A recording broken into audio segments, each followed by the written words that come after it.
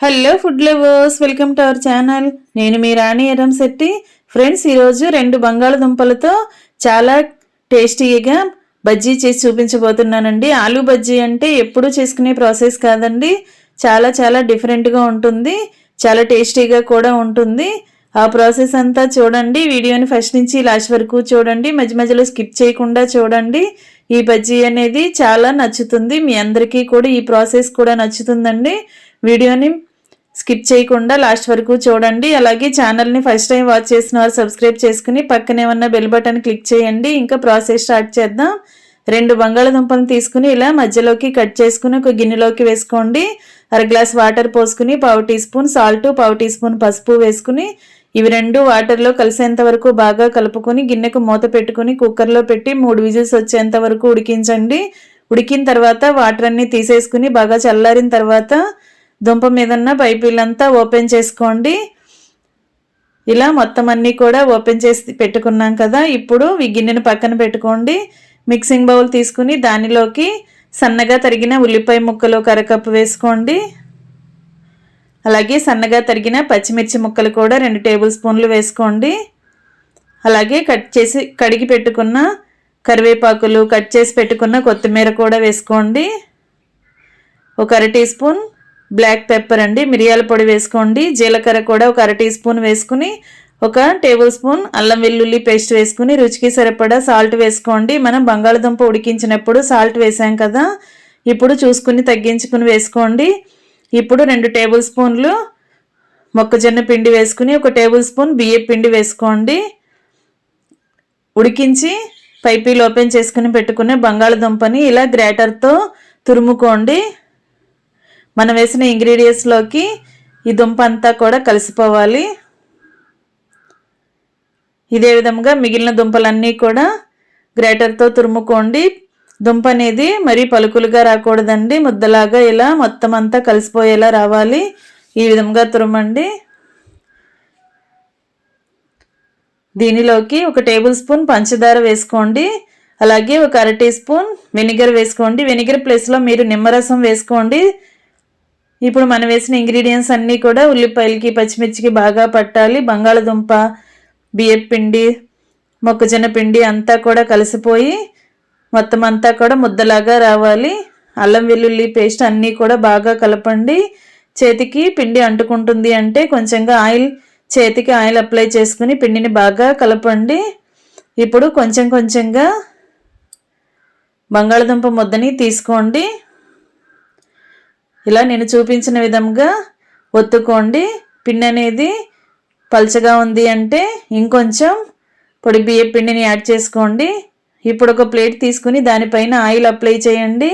ఎందుకంటే మనం చేయబోయే బంగాళదుంప ముద్దలు ప్లేట్కి అంటుకుపోకుండా ఉంటాయి. ఆయిల్ అప్లై చేసుకున్న ప్లేట్ని పక్కన పెట్టుకోండి. ఇప్పుడు వేళ్ళతో ఆయిల్ తీసుకుని మనం కలిపి పెట్టుకున్న బంగాళదుంప ముద్ద నుండి కొంచెం కొంచెంగా ముద్దను తీసుకుని ఇలా చిన్న చిన్నగా కట్లెట్ లాగా ఒత్తుకోండి. నేను చూపించే విధంగా ఈ విధంగా చేసుకోండి. మరీ పలుచగా చేయొద్దు, మరి మందంగా లావుగా కూడా చేయొద్దండి. ఈ విధంగా చేసుకోండి. ఇలా అరచేతికి ఆయిల్ అప్లై చేసుకుని మనం ఒత్తుకున్నామంటే చాలా ఈజీగా ఈ ప్రాసెస్ అనేది త్వరగా కంప్లీట్ అయిపోతుంది.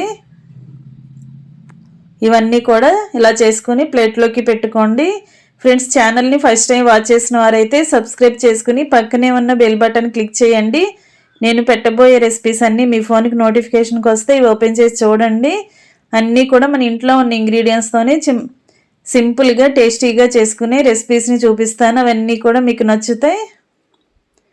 ఇలా మొత్తం అన్నీ కూడా ప్లేట్లోకి పెట్టుకోండి. ఇదే విధంగా అన్నీ ఒకే సైజులో చేసుకుని ఇలా ప్లేట్లోకి పెట్టుకోండి.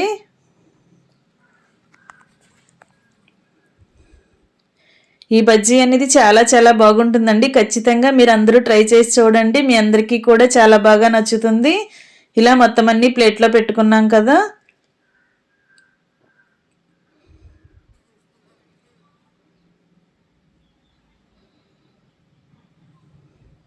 ఇలా అన్నీ కూడా రెడీ చేసి పెట్టుకోండి. ఇప్పుడు ఈ ప్లేట్ పక్కన పెట్టుకుని ఒక మిక్సింగ్ బౌల్ తీసుకోండి. దానిలోకి 1 కప్పు శనగపిండి తీసుకుని వేసుకోండి. అలాగే అదే కప్పుతో 1/2 కప్పు బియ్యపిండి కూడా వేసుకోండి. అంటే 2 టేబుల్ స్పూన్లు పొడి బియ్యపిండి వేసుకోండి.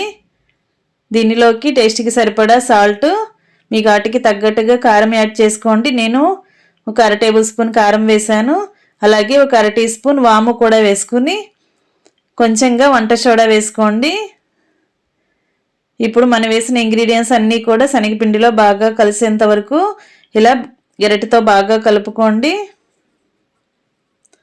ముందుగా పొడి ఇంగ్రీడియంట్స్ అన్నీ బాగా కలుపుకొని తర్వాత కొంచెం కొంచెంగా వాటర్ యాడ్ చేసుకుంటూ పిండిని బజ్జీల పిండిలాగా కలపండి. జారుగా ఉండకూడదు, మరి మందంగా మరి చిక్కగా ఉండకూడదండి. ఎక్కడ ఉండలనేవి లేకుండా ఇలా వాటర్ని పోసుకుంటూ కలపండి. మనం వేళ్ళని ముంచి చూసినట్లయితే పిండి అనేది జారిపోకుండా ఇలా వేలికి అంటుకోవాలి. ఈ విధంగా కలిపిన తర్వాత మనం ముందుగా రెడీ చేసి పెట్టుకున్న బంగాళదుంప ముద్దని అలా శనగపిండిలో డిప్ చేయండి. ఇలా మొత్తం అంతా కూడా ములిగేంత వరకు ఇలా చేసుకోండి. ఇప్పుడు స్టవ్ ఆన్ చేసి కళాయి పెట్టుకుని డీప్ ఫ్రైకి సరిపడా ఆయిల్ పోసుకోండి. ఆయిల్ కాగిన తర్వాత నేను చూపించిన విధంగా బంగాళదుంప ముద్దని ఇలా శనగపిండిలో డిప్ చేస్తూ కొంచెం కొంచెంగా పిండిని దానిపైన ఇలా పోసుకుంటూ పిండి అనేది కారకుండా ఎప్పటికప్పుడు గిన్నె అంచులకి తుడుచుకుంటూ ఇలా బజ్జీని వేసుకోండి.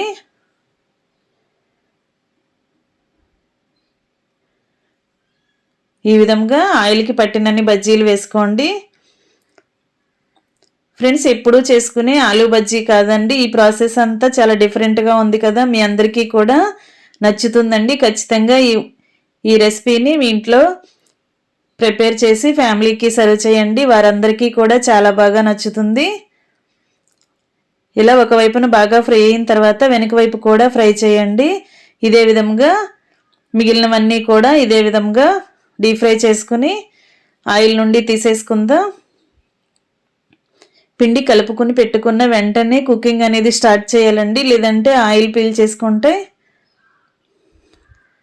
ఇలా వెంటనే కుక్ చేసుకుని మొత్తం అన్నీ కూడా కంప్లీట్ అయిన తర్వాత స్టవ్ ఆఫ్ చేసుకోండి. ఇదే విధంగా మిగిలిన బజ్జీలను కూడా వేసుకోండి.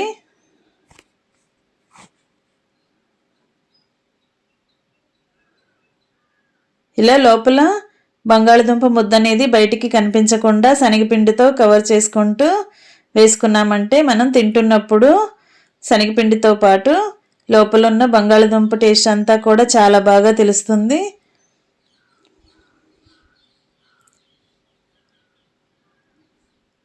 ఈ ప్రాసెస్ అంతా వేళ్ళతో కూడా చేసుకోవచ్చండి, కానీ పిండి అనేది కారకుండా ఇలా స్పూన్తో కానీ ఫోర్క్తో కానీ వేసుకున్నట్లయితే మనకి పని చేసుకోవటం, డీప్ ఫ్రై చేసుకోవటం అనేది ఈజీ అవుతుంది.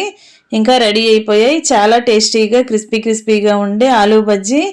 మీ అందరికీ ఈ వీడియో నచ్చినట్లయితే లైక్ చేయండి. ఈ ప్రాసెస్తో మీరు కూడా ఒకసారి ట్రై చేసి ఫ్యామిలీకి సర్వ్ చేయండి. వారందరికీ కూడా చాలా బాగా నచ్చుతుంది. మీరు కూడా కుక్ చేసిన తర్వాత మీకు ఎలా కుదిరిందో నాకు కామెంట్ సెక్షన్లో నాతో షేర్ చేసుకోవటం మాత్రం మర్చిపోకండి. ఛానల్ని ఫస్ట్ టైం వాచ్ చేసిన వారు సబ్స్క్రైబ్ చేసుకుని పక్కనే ఉన్న బెల్ బటన్ కూడా క్లిక్ చేయండి. డైలీ నేను పెట్టబోయే రెసిపీస్ని మీరు నోటిఫికేషన్ చూసి చూడండి. Thanks for watching. నేను మీ రాణి ఎర్రంశెట్టి.